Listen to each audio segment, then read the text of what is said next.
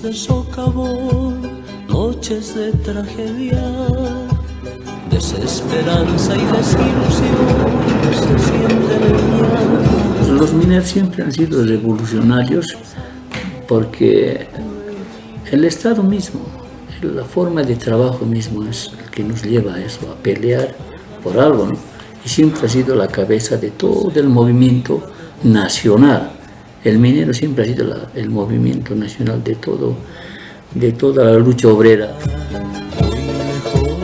Viendo ese problema que no tenían noticias ellos, entonces empezaron a hacer su aporte a los trabajadores. Los mineros del siglo XX hicieron su aporte para comprar una radio. Minero Canilla Taimanta, minero Gina Causa Tuni, Manaima y Piscapuanchu, Suquetullaita Sapescay, minero. El funcionamiento de la radio era bajo la administración de los trabajadores mineros, pero tenía un fin de defender sus intereses en el aspecto económico, en el aspecto político, en el aspecto sindical. Esta es la voz del minero, baluarte proletario de liberación, desde el siglo XX, trinchera de lucha en Potosí, Bolivia.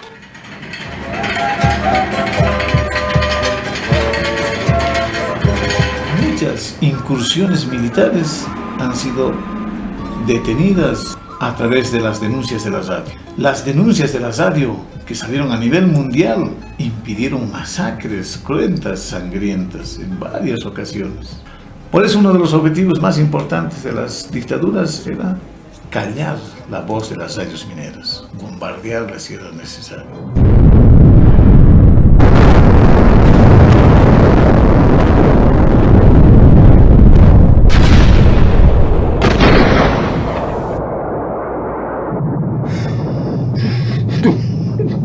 Esta radio tiene mucha historia. Yo no quiero hablar. Hemos vivido aquí y es otra cosa que otra gente lo vaya a saber, pero otra cosa es vivir.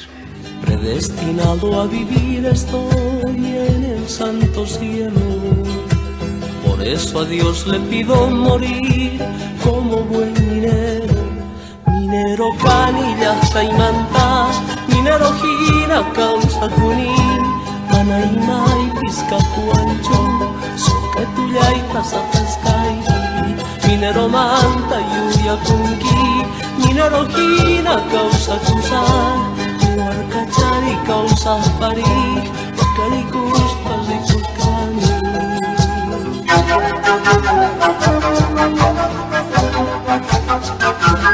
Eso te lo cuento entre muchas otras historias de esos hombres que se habían hecho mis hermanos en poco tiempo, porque para mí fue un periodo que me marcó muy profundamente la vida.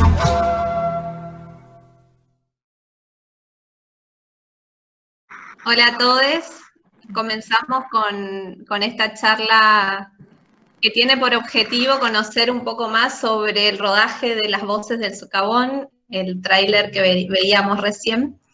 Este documental que surge de un viaje a Bolivia para recuperar, ¿no?, la historia de las radios mineras, y está dirigido por Magalí Vela Vázquez y Julia Delfini, que les doy la bienvenida. ¿Cómo están? Bien, muy bien. ¿Vos? ¿Bien? Muy bien, muy bien. Bueno, un poco esta gran historia que recupera un proyecto pionero de la comunicación popular y comunitaria en América Latina.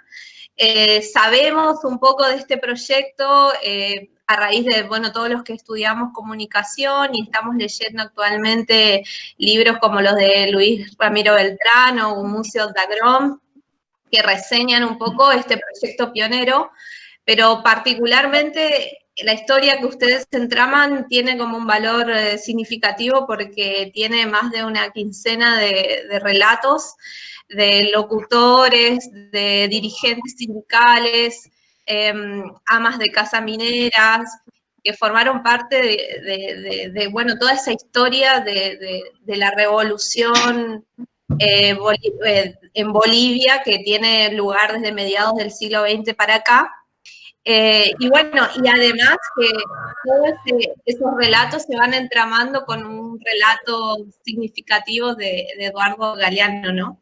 Entonces, bueno, quería preguntarles para arrancar, que nos cuenten un poco ustedes. Ustedes son comunicadoras formadas en la UBA y este documental es el producto de una tesis de la licenciatura, pero quería que nos comenten, bueno, un poquito más sobre su formación y cómo llegaron a este proyecto y cómo se dio ese viaje a Bolivia.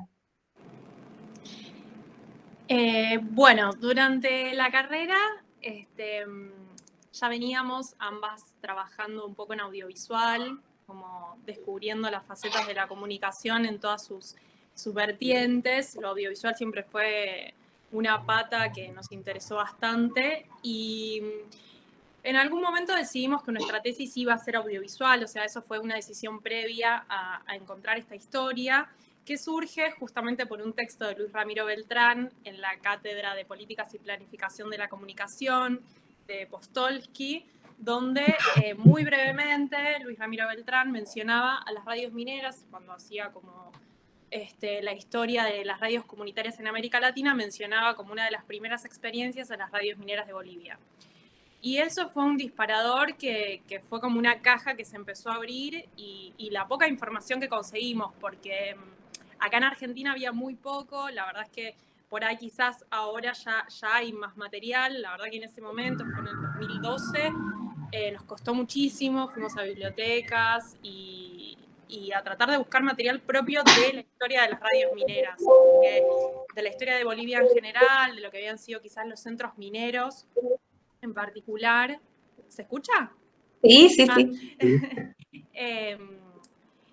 Había de la historia de Bolivia, de hecho, nos fuimos asesorando con distintos académicos que habían estudiado el tema. Por ejemplo, tuvimos que contactarnos con la carrera de Historia de Filo, de la Facultad de Filosofía y Letras, donde había una cátedra sobre revoluciones latinoamericanas y había una persona, José Luis Hernández, que había estudiado mucho justamente este tema y la historia de Bolivia en general.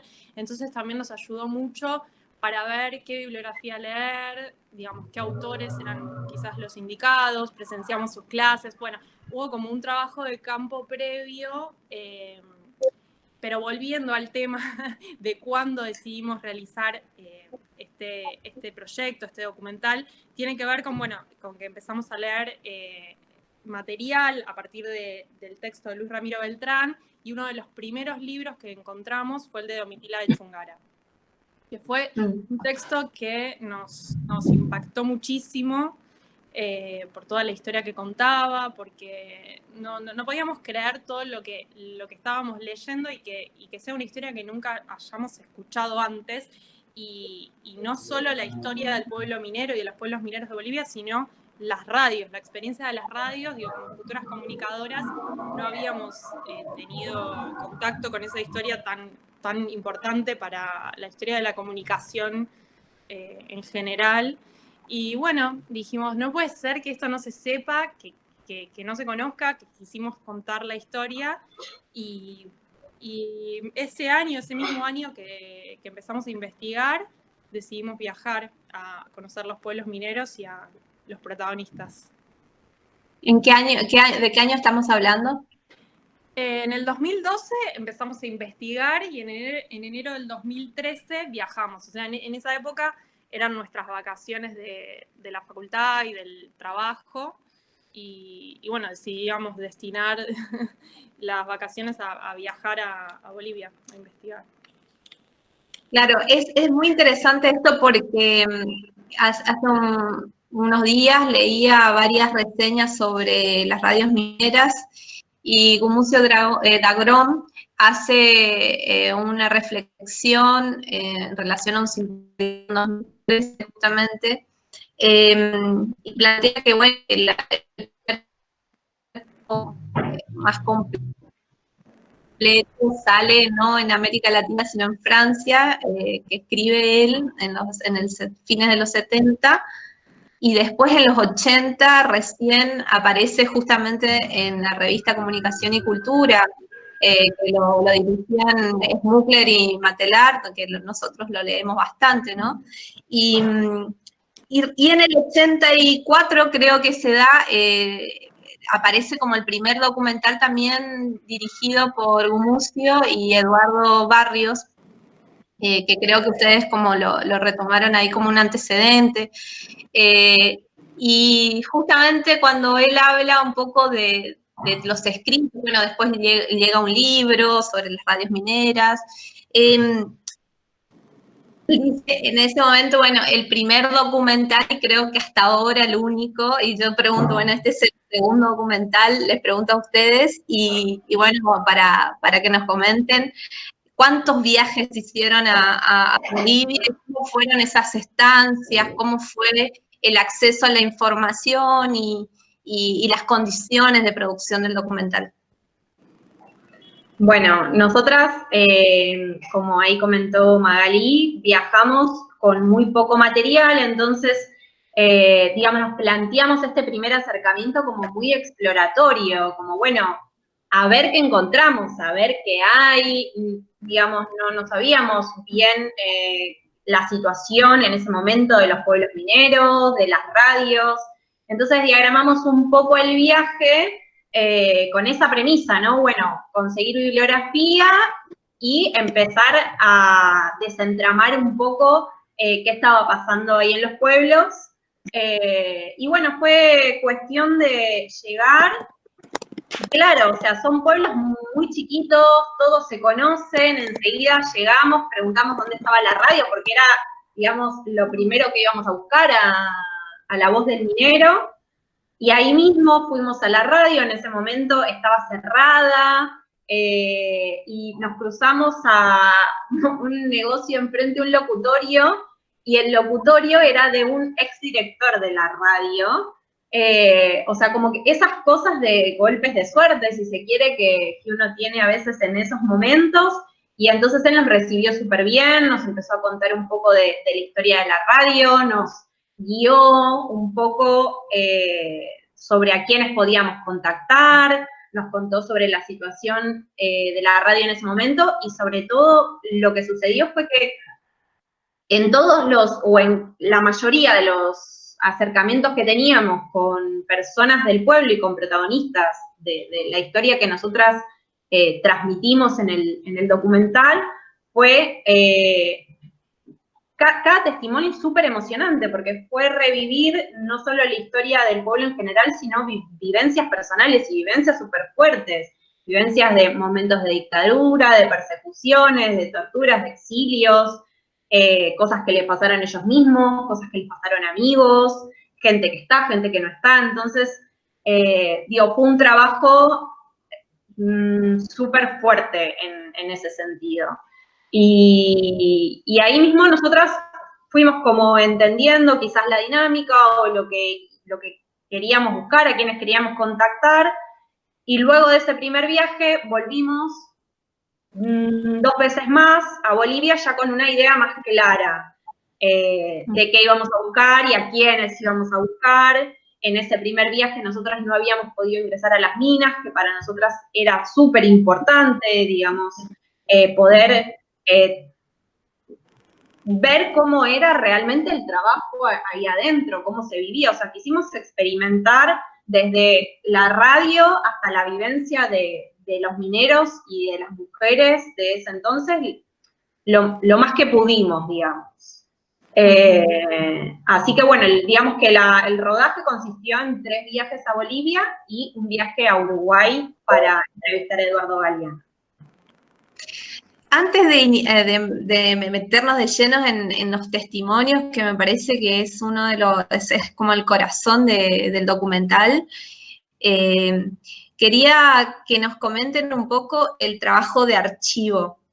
porque realmente se nota, incluso en comparación del documental del 84, que el primer documental de Gumucio, acá hay un fuerte trabajo en relación a las narrativas históricas, o sea, ustedes recopilaron cinta, recopilaron fotografía,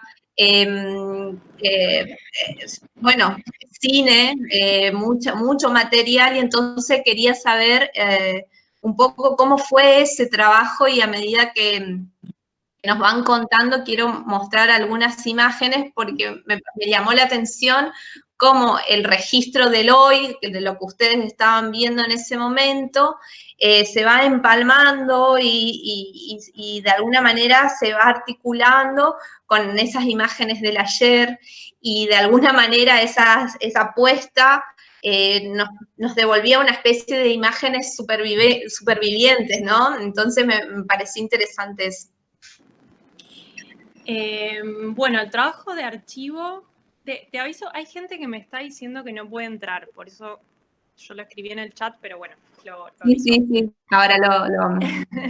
Respecto al trabajo de archivo, la verdad es que fue un trabajo de hormiga, porque fue un gran desafío. O sea, primero el desafío de contar algo que ya pasó del pasado, pero sin material prácticamente. O sea, si bien no había material audiovisual, porque eso era lo más complejo, y uno de nuestros, digamos, proyectos o intenciones era poner imágenes en eso, ¿no? En esa historia.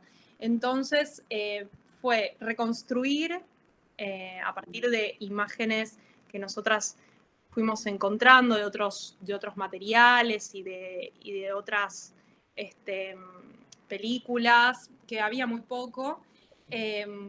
La verdad es que fue muy difícil, apelamos mucho también a encontrar, cuando viajamos a Bolivia, a que Alfonso, por ejemplo, ese documental que hoy ya está en YouTube, que el que vos mencionabas de los años 80, nosotras en Bolivia lo tuvimos que buscar, pero por todos lados. Nos contactamos con Alfonso, Alfonso lo tenía en material de 8 milímetros. Después Karina Herrera Miller, que es una de las autoras de uno de los libros que trabaja con él, también no lo conseguíamos hasta que lo conseguimos en una universidad que nos informaron, y bueno, y ahí lo pudimos conseguir.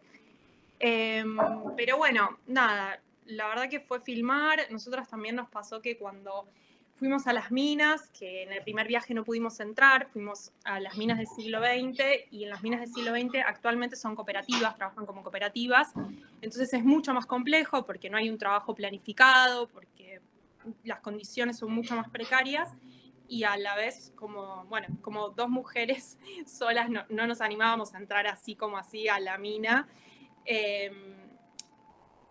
Logramos al viaje siguiente, a partir de que conseguimos un permiso, etcétera, poder entrar a las minas de Huanuni, que son las minas que actualmente están nacionalizadas. Y una vez que estábamos editando el material, viendo lo que habíamos logrado conseguir de algún otro material audiovisual, de algún documental que contaba la historia de Bolivia en general, etcétera, ver que las minas prácticamente estaban igual, como la forma de trabajo, la estructura, ese ascensor que se ve en una escena, que lo empalmamos, digamos, hicimos la sobreimpresión para mostrar cómo la forma de trabajo y la estructura y las condiciones estaban prácticamente iguales, como si el tiempo se hubiese detenido en las minas de Patiño, digamos, de aquel entonces, de la primera beta de estaño.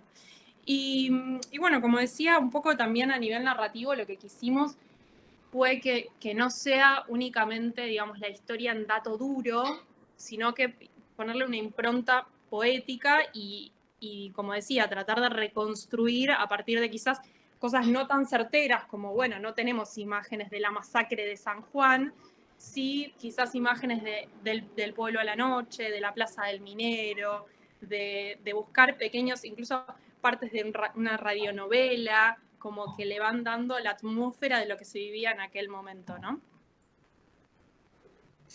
Ahí estamos viendo, no sé si pueden ver en pantalla. Sí, perfecto. Bueno, un poco que ustedes inician desde, bueno, esas imágenes de 1924, ¿no? De la creación de esa transnacional, y después nos van mostrando la realidad actual, eso, ¿no? Sí, bueno, un poco siguiendo en línea con el tema de la sobreimpresión en el caso de los pueblos y de las minas en particular, también nos pasó cuando visitábamos las radios. Si bien no tenemos tantas imágenes de archivo de la radio por esta cuestión de las persecuciones y las intervenciones militares que tenían en las radios, cuestión por lo cual también fue muy difícil y consideramos un gran trabajo el haber recuperado parte de esas cintas y poder plasmarlas ya como en un documento que puede quedar, digamos, de material educativo o incluso esto para reconstruir la historia de ese entonces. Nos pasó lo mismo que en las minas. O sea, esta idea de la estaticidad, pero con otra impronta. También hay mucho trabajo de archivo de revisar todo lo que todo lo que fue la prensa, los afiches, es súper impresionante ese trabajo. Sí. La verdad es que quisimos buscar todo tipo de insumos, si se quiere, ¿no? No solo a nivel audiovisual, sino bueno, de audio de las radios de ese momento, de diarios, de revistas, o sea, todo lo que nos ayude a reconstruir la historia y acompañar los relatos. De hecho, y también, ay, perdón. No, dale, seguí. No, que en materia de relatos también teníamos muchísimos testimonios, muchísimas horas de filmación. La verdad es que eso también fue una decisión súper difícil para nosotras, poder segmentar o poder seleccionar de cada persona, cada momento y cada relato para poder constituir y para que pueda ser, digamos, una voz colectiva, ¿no? Como que todos puedan aportar al relato para construir la historia entre todos. Lo que iba a agregar, algo que también pensamos, una de las primeras personas que contactamos fue Juvenal Jiménez. Juvenal es ese locutor que hace como también un hilo conductor, un hilo narrativo que va amalgamando, digamos, la historia a partir de una locución radial. Esa locución, él es un boliviano que nació en siglo XX, trabajaba en La Voz del Minero y tuvo que exiliarse en una dictadura militar y venir a la Argentina. Él, desde que llegó a la Argentina, se ocupó de continuar La Voz del Minero desde acá. Entonces, cuando nosotras empezamos a investigar desde acá, desde Argentina, encontramos una página de internet hecha por él que se llamaba lavozdelminero.net o algo así. Nos encontramos con él, nos contó toda la historia y su amor por la radio, porque eso también era como parte de que se iban juntando cada vez más motivos para seguir investigando acerca de la historia. Y él nos habló, bueno, de su familia, de un montón de gente que todavía conocidos que tenía en siglo XX y de un compañero de la radio de él, que es Benito, que aparece en el documental. Benito actualmente trabaja en la radio Pío XII. Entonces, cuando nos fuimos a encontrar con Benito, lo fuimos a saludar y a entrevistar. Era de los pocos, digamos, contactos que teníamos en siglo XX para ir a ver, que ni siquiera teníamos el contacto. Era, vayan a ver a Benito, que trabaja en la Pío XII, entonces fuimos para la Pío. Y cuando llegamos, lo vimos, empezamos a hablar, hablamos de Juvenal y eso nos abrió un montón la puerta porque, nada, Benito también al principio tenía como una reticencia cuando le contamos de Juvenal, le llevamos un saludo, etc. No solo, digamos, nos contó su historia, su experiencia, cómo él también tuvo que pasar a la clandestinidad, cómo pasó las dictaduras militares, etc. Nos dio mucho material de la radio, de la Pío.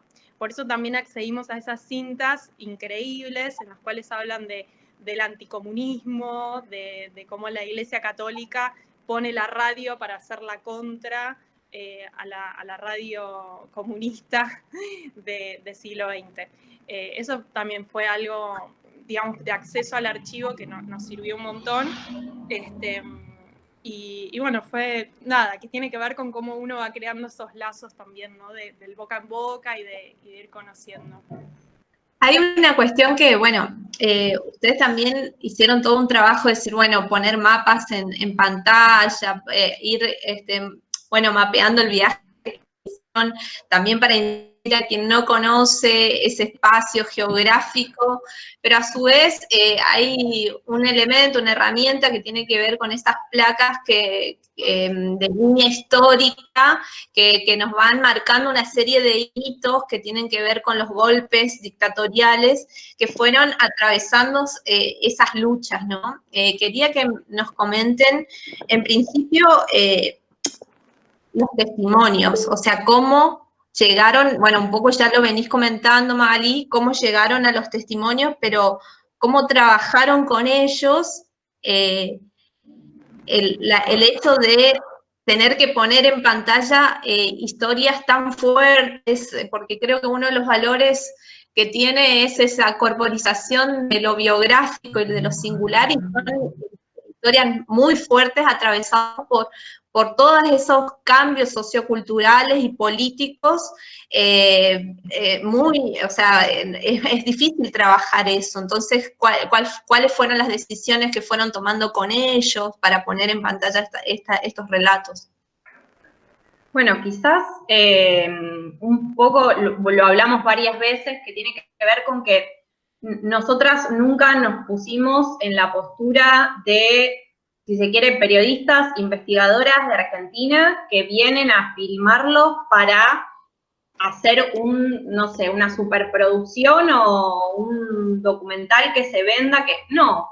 Fuimos dos chicas, estudiantes, que queríamos conocer la historia, saber qué había pasado, tomar un testimonio, construir colectivamente, a ver qué había pasado, como creo que dicho como desde la humildad, desde el desconocimiento. Bueno, cuéntenos qué pasó, que queremos saber, que queremos dar a conocer esto porque nos parece una historia súper fuerte, súper importante, y no solo en términos de las radios, también incluso al margen de que no conocíamos la historia de las radios mineras, tampoco tuvimos mucha formación de historia latinoamericana. Entonces creo que se unieron varias cosas en esta historia. Y los relatos también, si bien nosotras teníamos algunas preguntas prearmadas o cosas que habíamos pensado que nos iban guiando un poco la conversación, que tiene su lado positivo y su lado negativo. Su lado positivo fue que cada entrevista era única, cada encuentro era único, la persona podía hablar y contar todo lo que quisiera, y se iba gestando una especie de conversación súper natural y súper relajada, nosotras obviamente guiando sobre cosas que por ahí ya teníamos pensadas y por ahí cosas que surgían en el momento, cosas que no sabíamos, que por ahí una persona nos contaba algo y lo comentábamos con otro y se conocían y entonces nos contaban una anécdota en común. Digo, fue como una construcción por parte de todos. Creo que eso nos ayudó un montón a que las personas se abran y que nos puedan contar desde lo más profundo su experiencia. Y bueno, ya se ve que claramente hay como mucha emotividad también en el relato. Nosotras nos emocionábamos con ellos, o sea, era como súper fuerte el intercambio. Así que creo que un poco tiene que ver con eso. No sé, Maggie, sí. No, eso, sí, yo creo que había muchas ganas de contar la historia, eso nos pasó, como en cada lugar que nos acercábamos a algún dirigente o alguna persona que queríamos entrevistar, hacerle preguntas, siempre había una gran disponibilidad y una apertura muy grande desde la primera persona que fuimos, que como contó Juli, había sido director de la radio, que eso también fue como wow, y nos abrió las puertas de su casa y se emocionó y nos contó desde todo lo que había vivido hasta lo más fuerte en ese día, cuando recién nos conocíamos y nada, como esas ganas de que la historia se conozca, que no pase al olvido. estaba continuamente presente. Ahí estamos viendo, no sé si lo pueden ver todos, algunos de los rostros, pues son como 15, ¿no? 16, conté un montón de relatos. ¿Cuáles fueron esos hitos, un poco para quienes no vieron todavía el documental y para llamarlos o convocarlos a verlos, cuáles fueron esos hitos? Porque vemos bien desde el 47, ¿no? Que aparece la voz del minero, que es la radio insigne.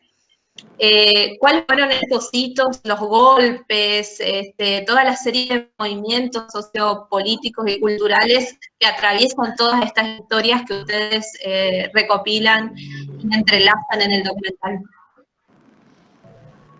Bueno, hay un montón. La verdad es que desde el primer testimonio ahí que está Félix Terceros, que fue quien primero nos cuenta, digamos, su versión de la historia y se emociona al hablar de la masacre de San Juan. Yo creo que la masacre de San Juan marcó mucho a todo el movimiento minero y a todas las personas que lo vivieron.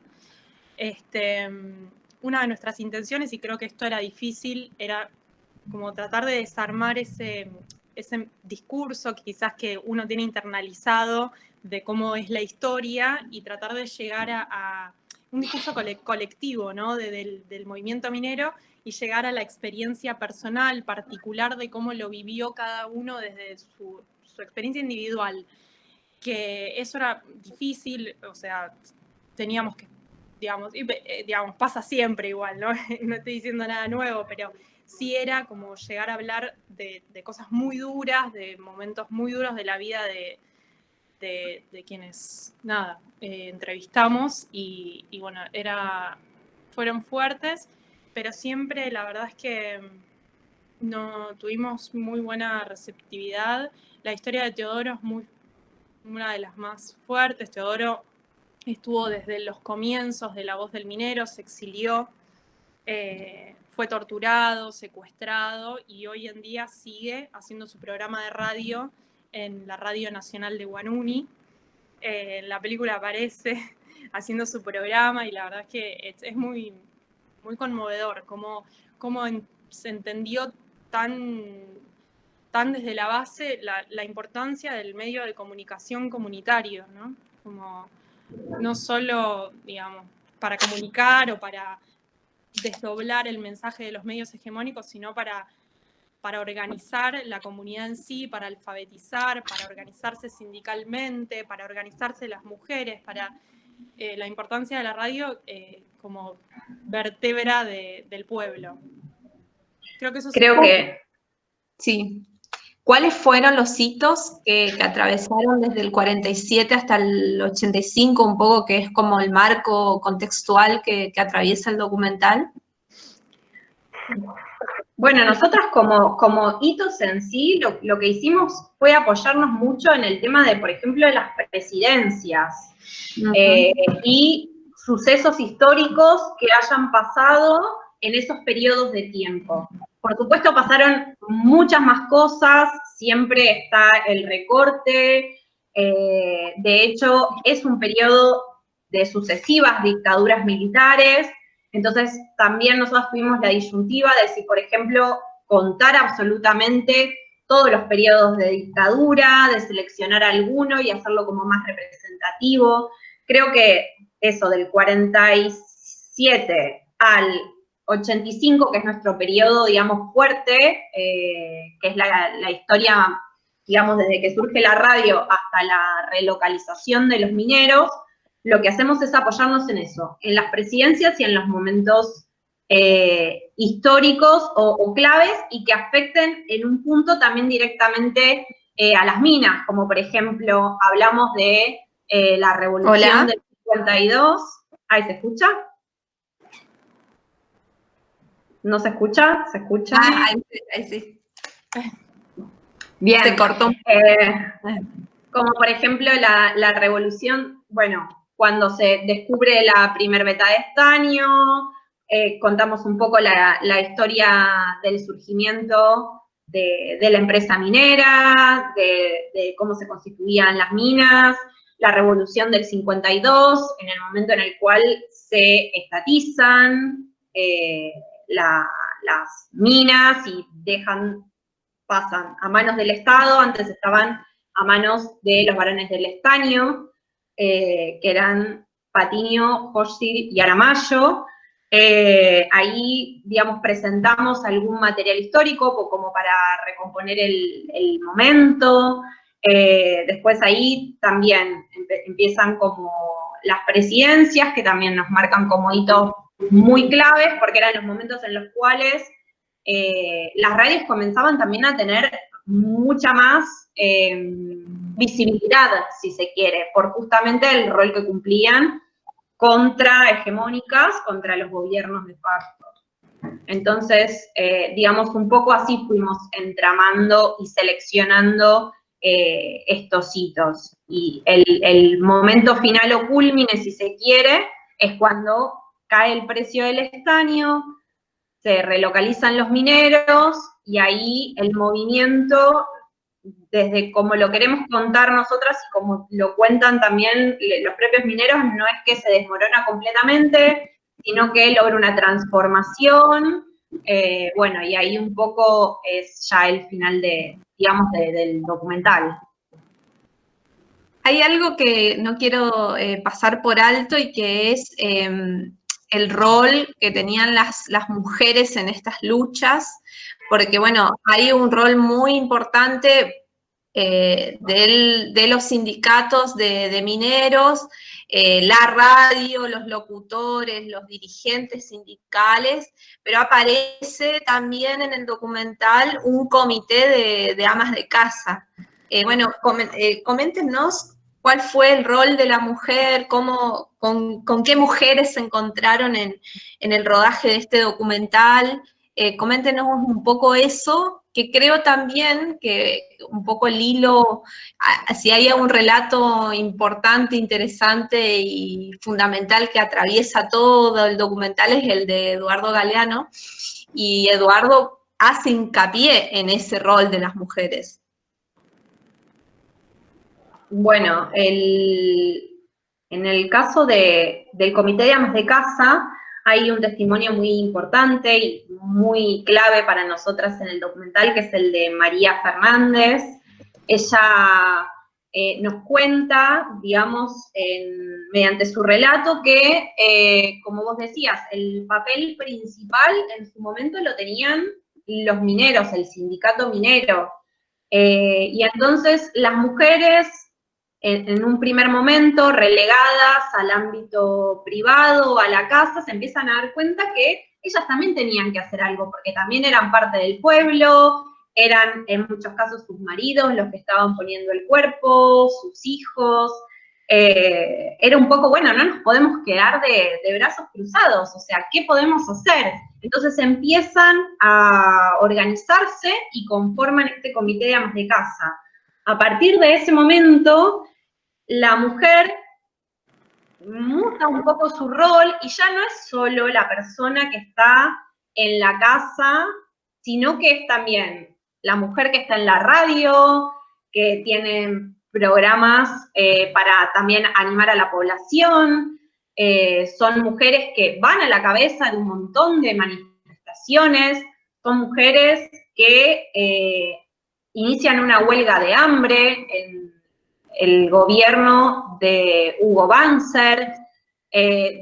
Cobran un papel súper fundamental. Entonces, además de que esté el sindicato por un lado, está el comité de amas de casa por el otro, y van a la par. Hay un testimonio en el cual uno de los dirigentes dice, nosotros tomábamos o trabajábamos con nuestras mujeres, con nuestras compañeras, no solo en la casa, sino discutíamos, debatíamos y planificábamos cómo salir a la lucha en conjunto, no solo con el sindicato minero, sino también con el comité de amas de casa. Claro. Ahí quería también preguntar, antes de, porque me parece bueno, Eduardo Galeano hace hincapié en ese rol desde el principio, un poco de la charla hasta el final, pero quiero dejarlo para el final, a la experiencia que tuvieron con Galeano, y que nos cuenten un poquito ya llegando, qué pasó después de, porque bueno, ellas hicieron, según los relatos que ustedes ponen en pantalla, ellas hicieron caer, digamos, a un dictador con esa huelga. ¿Y qué pasó después del 85? ¿Qué sucede en el 85? En el 85, algo que lo dice Luis Oporto en el documental, uno de los entrevistados, o sea, lo que no pudo hacer el ejército, lo que no pudieron hacer con la violencia, lo que no pudieron hacer con las dictaduras militares, lo hicieron a través de un decreto, que fue la forma de desmovilizar al movimiento obrero minero, que los mineros, como sabemos, eran la cabeza del movimiento obrero boliviano. Lo que hacen es, Bolivia estaba atravesando por una crisis, cae el precio del estaño a nivel internacional, y lo que hacen es, mediante un decreto, decretar el cierre de las minas en Bolivia.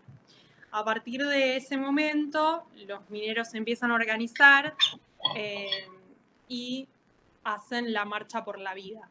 La Marcha por la Vida fue también un hito emblemático para la historia de los mineros. Deciden marchar hacia la paz desde todas las minas, y en el medio, ante la amenaza de una masacre nuevamente, tienen que volver, digamos. Se frustra la marcha, deciden volver, se cierran la mayoría de las minas. A partir de ahí comienza una nueva etapa para el movimiento minero. Las minas que eran minas nacionales son cerradas, ahí empieza luego de un par de años a funcionar las cooperativas, que es otro modo totalmente distinto, que es mucho más complejo. Actualmente hay una mina nacionalizada, que es la mina de Huanuni, también la que pudimos entrar a filmar, etc. Y lo que nosotras, un poco también charlando con esto, lo hablamos mucho con Magdalena Cajías, que ella tiene un texto que habla de este tema, de qué pasa cuando el movimiento minero de repente se va. Y hay una frase muy linda que justo es en la Marcha por la Vida, que le hacen a un minero, que él dice, creen que están desarmando al movimiento minero, pero en realidad lo que están haciendo es sembrando semillas de revolucionarios en todo Bolivia. Porque estos mineros que se van de los pueblos, se van hacia otros espacios y van llevando ese legado de lucha que tienen de tantos años, de tanta tradición sindical, de tanta, digamos, de tanta lucha. Y esto se ve reflejado muy fuertemente cuando muchos se van al Chapare, a la zona donde luego se empieza a armar y a fortalecer el movimiento cocalero. Obviamente, como dice Magda en el documental, no es que llegan al Chapare y no había nada.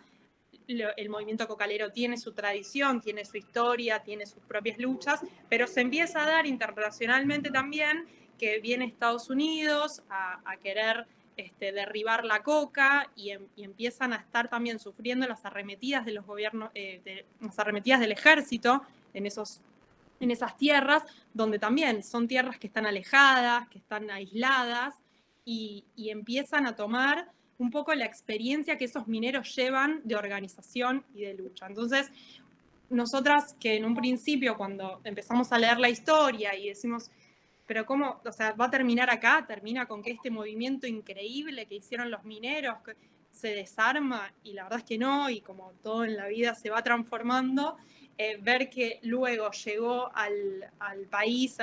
Te perdí un poco, Magali. Ahí está, sí, se va. Que finalmente llega al gobierno un dirigente cocalero, es un triunfo también de los mineros, ¿no? Es un triunfo del pueblo trabajador. ¿Y cuál es la realidad desde el 85 para acá? Porque hay un momento que ustedes también ponen en pantalla una sede, después de La Voz del Minero, una red de radios que tuvieron como mucha presencia en todos los 70. ¿Y cuál es la realidad de las radios mineras y de estos movimientos cocaleros actualmente, o sea, como herramienta no solamente social, cultural, de acompañamiento a la vida social y cultural, sino como herramienta política. Bueno, un poco, creo que hoy en día nosotras no es que hayamos estudiado, ¿no?, el movimiento. Sí, lo que sucede es que en el periodo del documental, el movimiento minero era el movimiento obrero más importante de Bolivia, era la actividad económica que sostenía el país. Entonces, digamos, también por ese motivo fue tan importante recuperar y revalorizar este medio de comunicación, ¿no? Que, bueno, no surgió, puntualmente no hablamos mucho del tema de que eran radios comunitarias, o sea, la construyeron y la mantenían y la alimentaban los propios trabajadores. Ellos daban una parte de su salario, que sabemos que era muy bajo, porque entendían la importancia de tener este medio para comunicarse entre ellos en un primer momento, que es cuando surge la voz del minero, y con el resto de las regiones y de los pueblos vecinos. Justamente como estaban muy separados y tenían problemas de comunicación, ellos con la radio resuelven de una forma súper pragmática y súper eficiente este problema, digamos, de la incomunicación. Entonces, al darse cuenta que funcionaba tan bien la voz del minero en el siglo XX, es que empiezan a replicar en los pueblos vecinos esta experiencia de la radio y conforman la red de radios mineras en todo el distrito de Potosí. No solo, y ahí entra un poco esto que vos decías, no solo como espacio de debate político, sino también como de acompañamiento al trabajador, de educación, de un montón de cuestiones. O sea, la radio termina siendo, lo dice Félix III, como el alma del minero.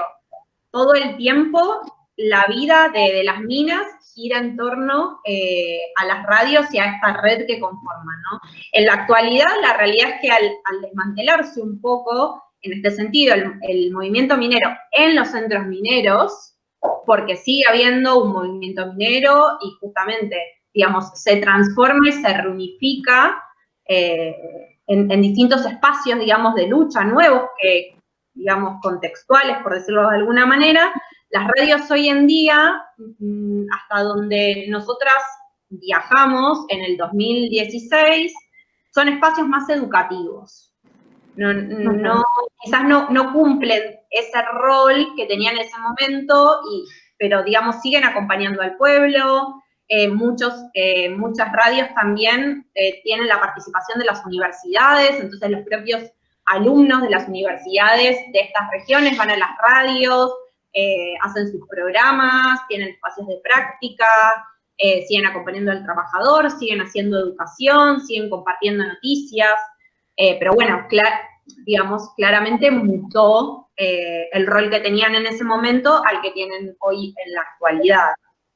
Yo quería agregar una cosita acerca del rol de la Red Nacional de Radios Mineras, que no solo, digamos, todo lo que dijo Juli, sino que además eran una herramienta para cuando tenían las arremetidas de los gobiernos, de las dictaduras, digamos. Era una herramienta de lucha, porque se avisaban de pueblo a pueblo que estaban entrando los militares a atacar.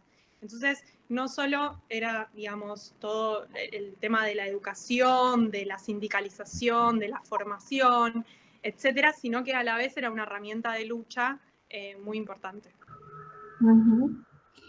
Hay un montón de historias que atraviesa el documental, pero para eso vamos a invitarlos a ver el documental, porque, por ejemplo, bueno, se da después del 64, el 67, está el Che en Bolivia, se dan toda una serie de movimientos, incluso una serie de fusilamientos de compañeros mineros, que da también lugar a ese monumento que tienen ahí enfrente de la radio. O sea, hay un montón de historias muy fuertes ligadas al rol de la radio como herramienta política, ¿no? Sí. quería un poco para ir como cerrando este momento y después dar lugar a las preguntas de quienes están conectados y conectadas.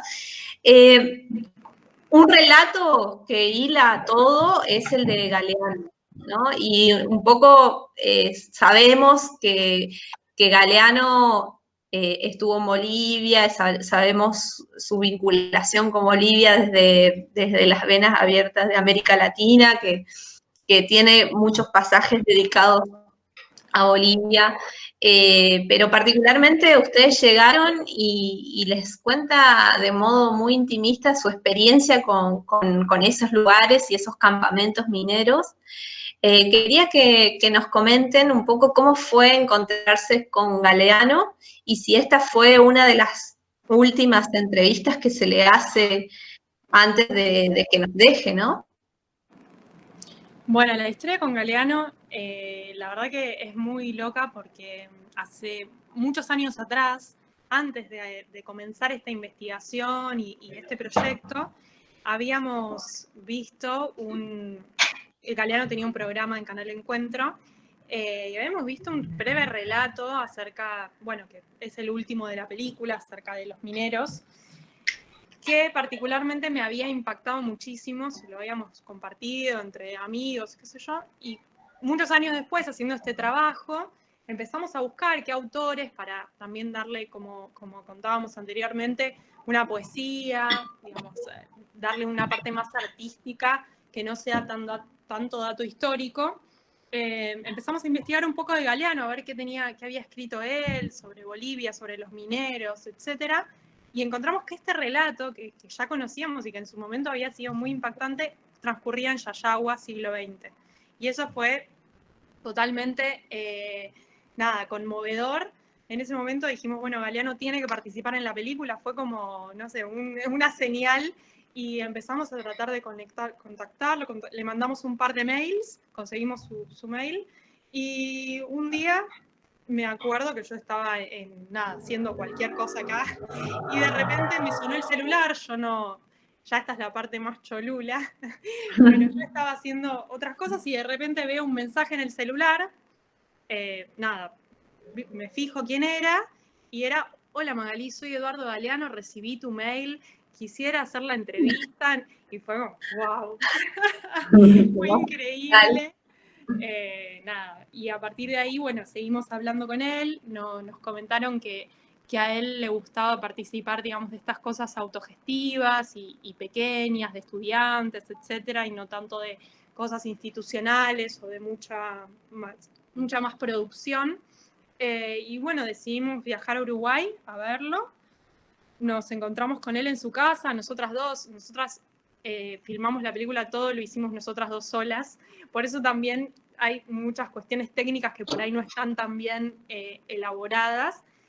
Creo que tiene su lado también positivo, que nos hizo crear estos vínculos mucho más cercanos con todas las personas que participan de la película, el hecho de que no haya quizás tanta producción ni tanta gente alrededor dando vueltas, con luces, la verdad que lo hicimos de guerrilla total, las dos solas, mientras entrevistábamos manejando las cámaras y con un micrófono, y qué sé yo. Después nos trajo muchos problemas de edición también, y muchos más viajes de volver a filmar tal cosa que salió mal, pero bueno, mucho aprendizaje, y a la vez esto de ir a lo de Galeano, estar las dos solas filmando, y generar ese vínculo o ese momento íntimo que salen más cosas, no sé, sale otra magia que bueno, él igual es mágico, era mágico, y nosotras no sabíamos que estaba enfermo, la verdad, cuando lo vimos nos choqueó un poquito, estaba más viejo,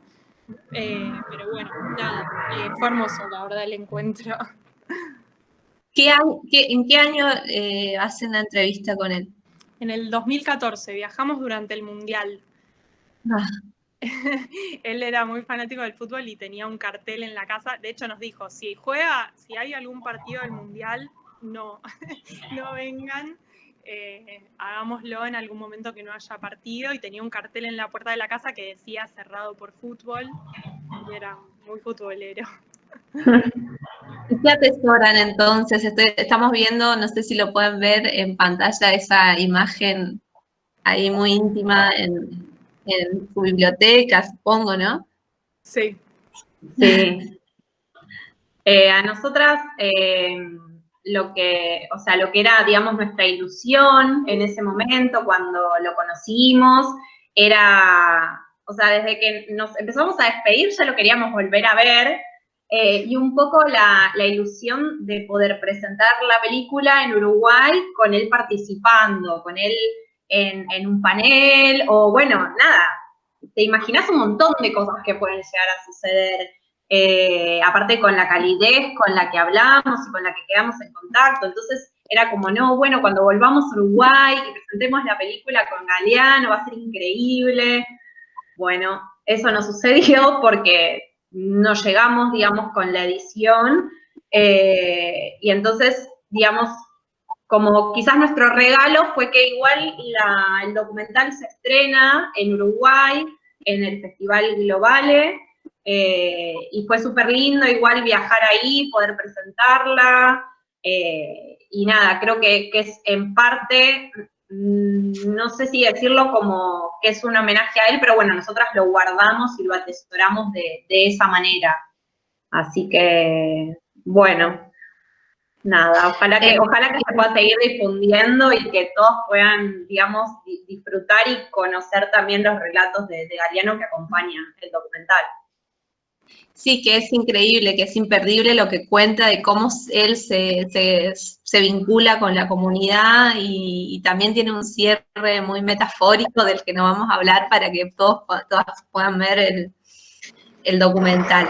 Bueno, quisiera saber si hay alguna pregunta y activan el micrófono de los que están, de los clases que están ahí conectadas, o a través del chat. Yo tengo una, dice Seba. Seba, activa tu chat, pues, tu micrófono. Que no te veo.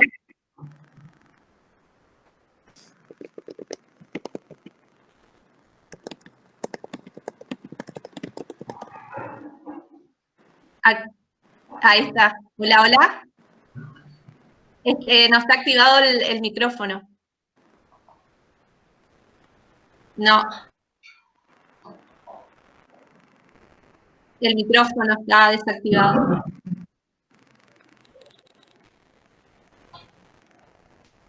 No.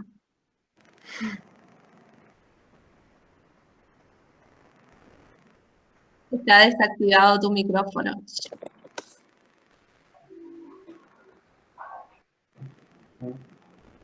No. No. Saca el sin auricular, ¿puede ser? ¿Hola? No. Te escucho, no sé por qué, pero dice desactivado. ¿Querés poner en el chat?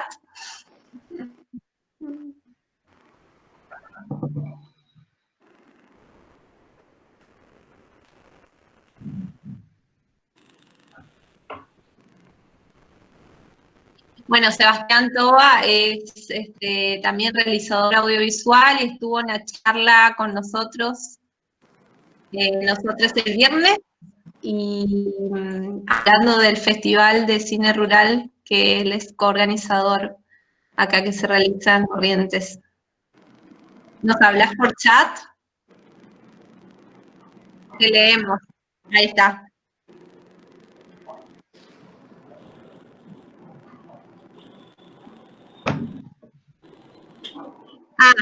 Acá dice, bueno, buenas tardes, llegué tarde, quería consultarles, si es que no lo dijeron, ¿por qué ese tema? Bueno, eso sí lo dijeron, Seba, así que va a ver el video.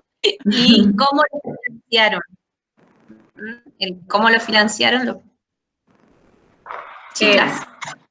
La verdad que lo financiamos con nuestro trabajo, nuestro tiempo de trabajo. Nos juntábamos todos los sábados, por eso nos llevó mucho tiempo también, pero digamos, todo lo pagamos nosotras, que tampoco, bueno, sí, fueron gastos, pero fue una decisión, digamos, realizarla. Y bueno, como decía, fue todo de guerrilla, por eso también lo tuvimos que hacer así. Y finalmente para la postproducción conseguimos el subsidio del Inca, que igual la verdad es que es muy simbólico, es más el apoyo del instituto que lo que realmente significa, porque bueno, entre que nos lo asignaron y bueno, todas las presentaciones, etcétera, hasta que tuvimos el dinero, la inflación, etcétera, pudimos cubrir algunos gastos de el animador que hace la línea de tiempo, etcétera, pero la verdad es que no fue más nuestra propia financiación. Lo que nosotras también siempre rescatamos es que en base a esto, a que fue como súper de guerrilla todo, también recibimos mucha ayuda de nuestros familiares, de nuestros amigos.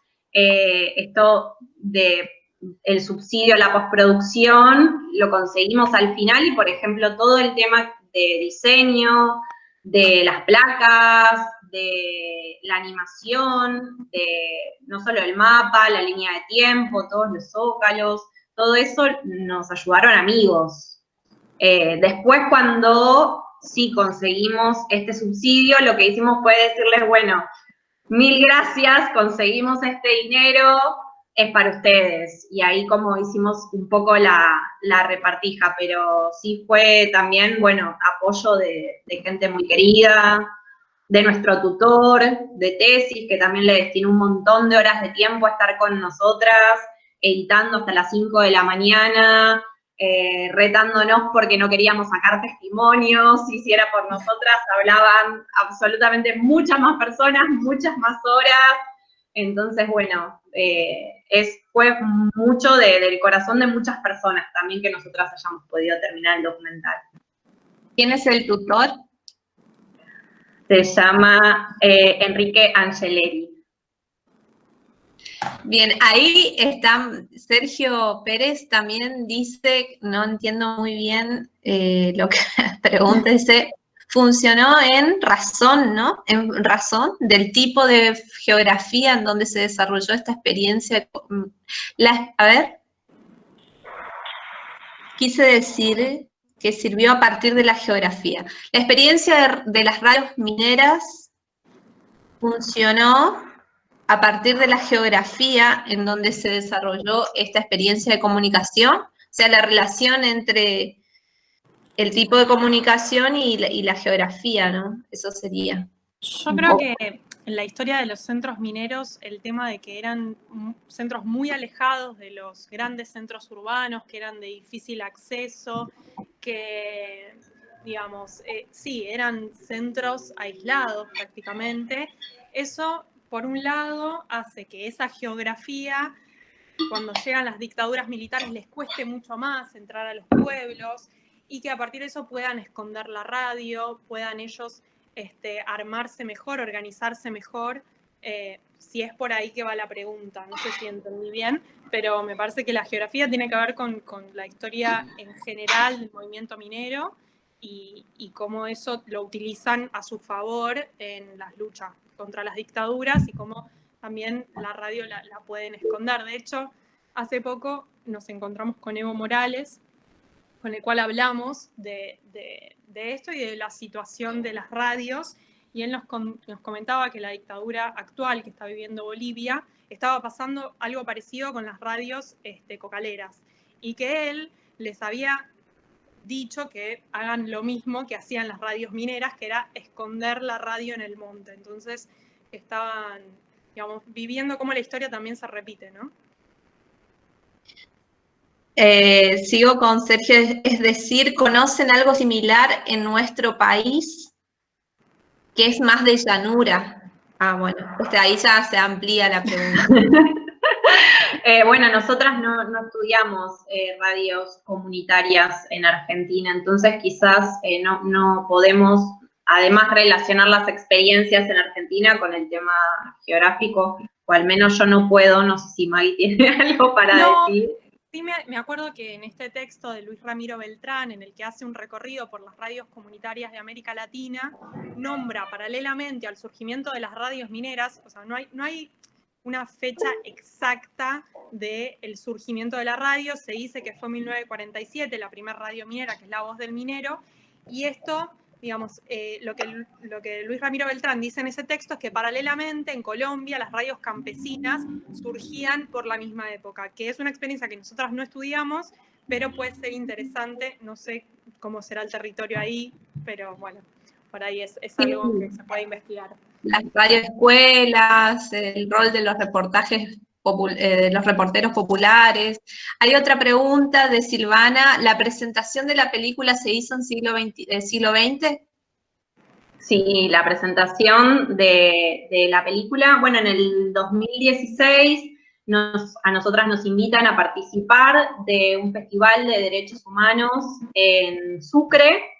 Entonces, bueno, un poco con la excusa de este festival es que organizamos el viaje para llevar el documental a los centros mineros y pudimos hacer presentaciones en Sucre, en La Paz, en Siglo XX, en Guanuni. No, eso, ¡buah! Ver el documental terminado con ellos ahí fue una experiencia sumamente hermosa, emocionante, gratificante. No solo verlos a ellos verse en la pantalla, sino que participaron también de la Universidad del Siglo XX, o sea que también fueron muchos alumnos, incluso como a recomponer un poco parte de la historia de su pueblo. Y en el momento de presentar la película, bueno, hicimos como un panel general con todas las personas que habían participado, todos hablaron. Incluso tenemos una anécdota muy graciosa en la cual se empieza a armar una asamblea en el mismo momento de la proyección del documental, donde unos pensaban que había que contar las cosas de una manera, que no de otra, que el dirigente no sé qué, que no sé cuánto.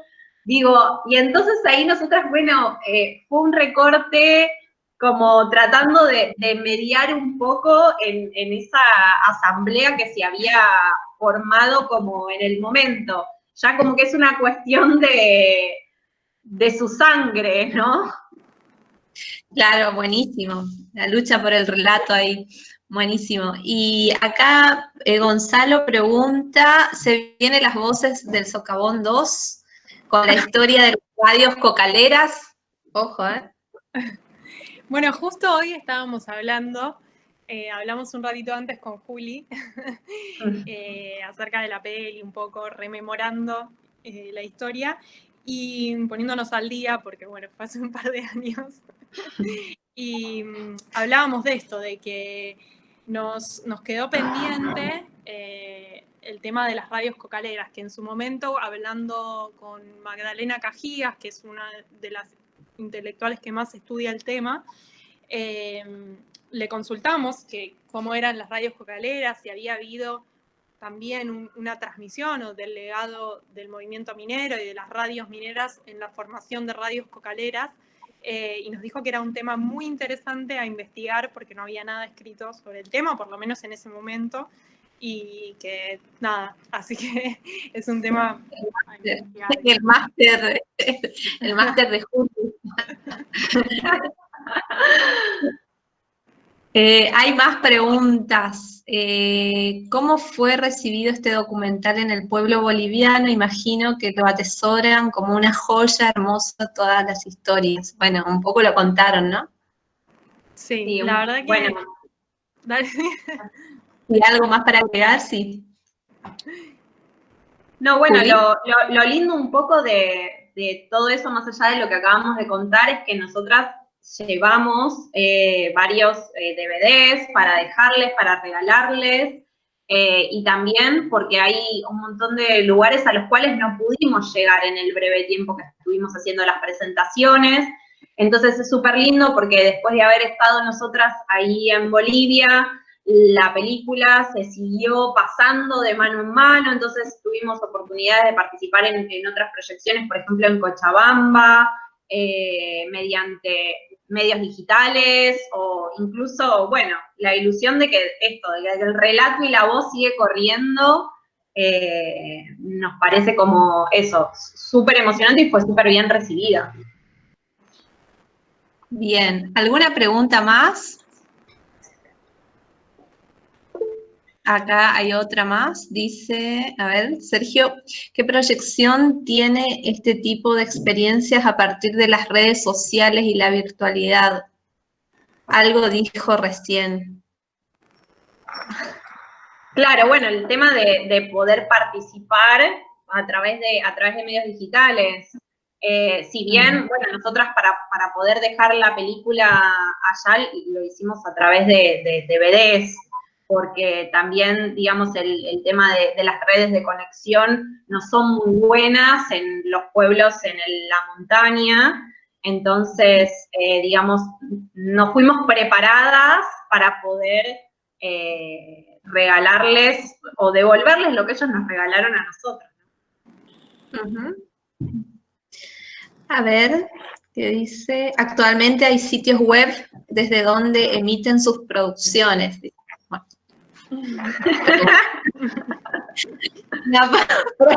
Proyección. Queremos más producción, eso es. Qué linda charla, felicitaciones, qué orgullo para ustedes haber impulsado un proyecto tan lindo. Gracias, Julia y Magalí. Dice, vuela el pez. No sé quién es. Gracias. Bueno, la verdad que ¿hay alguna otra pregunta? Bueno, simplemente yo quisiera agradecerles por estar, por prestarse a esta charla, que bueno, tiene como objetivos así muy específicos en relación a la asignatura, pero los abrimos porque bueno, ahí Sergio es profesor de teorías de la comunicación en la carrera de comunicación, de la que nosotros, la mayoría que dictamos esta cátedra somos egresados de comunicación acá de la UNE, y hay gente que está muy interesada desde la realización audiovisual, desde la gestión, que es nuestro interés también en ver, digamos, en observar en qué medida nosotros trazamos objetivos para proyectos de comunicación, para el desarrollo y el cambio social que tenga como transversal la cuestión de la comunicación. Un poco eso es lo que estamos debatiendo a partir del mapeo de estas experiencias. Sergio dice, lo último, está bueno porque ponen el cuerpo a historias que hemos visto y escuchado en el texto escrito, sensibilizar y promover en los jóvenes estudiantes, dice Sergio, y bueno, ahí, eso es todo. Bueno, muchas gracias, chicas, no sé si quieren agregar algo más, seguimos en contacto y seguimos intercambiando ideas y materiales, por supuesto. Bueno, y muchas gracias a vos, Cleo, por invitarnos, y es un honor para nosotras también que este material se utilice en universidades y que sirva como, digamos eso, material educativo, y que se siga transmitiendo y que siga aportando y que se difunda lo más posible, y nada, súper felices de participar también de estos espacios. Bueno, muchas gracias. Y nos vemos en el próximo conversatorio seguramente, y esperemos vernos personalmente cuando pase esta pandemia. Así que espero que sigan bien, saludables. Muchas gracias. Bueno, Vamos gracias. a llegar con el tráiler de nuevo, ¿sí? ¿Les parece? Perfecto.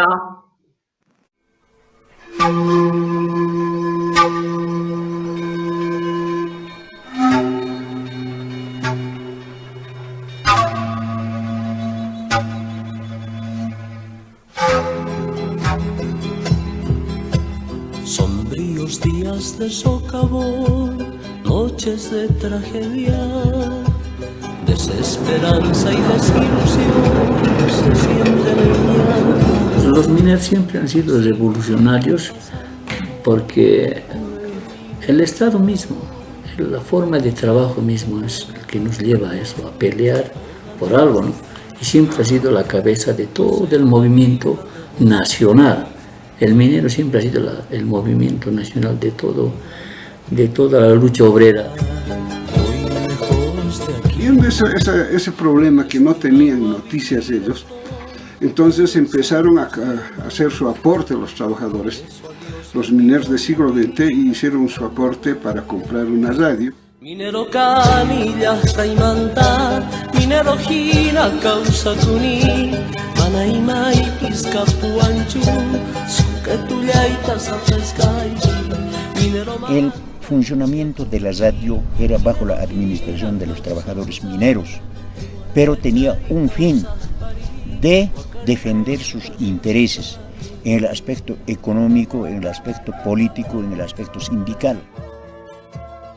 Esta es la voz del minero, baluarte proletario de liberación, desde siglo XX, trinchera de lucha en Potosí, Bolivia.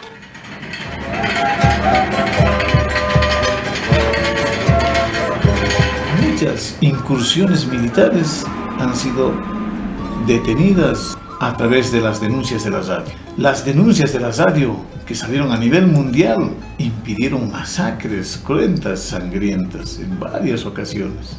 Por eso uno de los objetivos más importantes de las dictaduras era callar la voz de las radios mineras, bombardearlas si era necesario.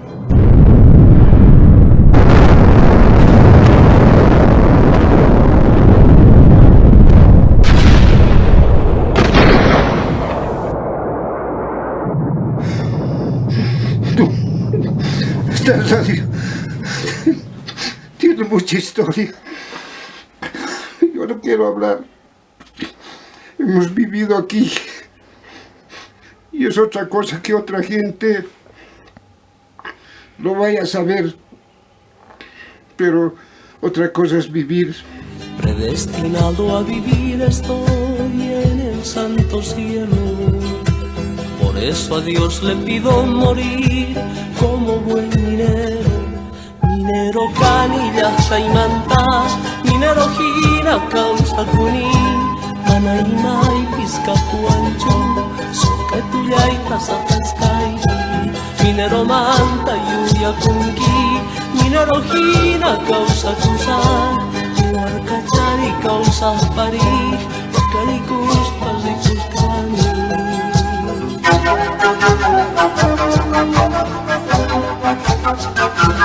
Eso te lo cuento entre muchas otras historias de esos hombres que se habían hecho mis hermanos en poco tiempo, porque para mí fue un periodo que me marcó muy profundamente la vida.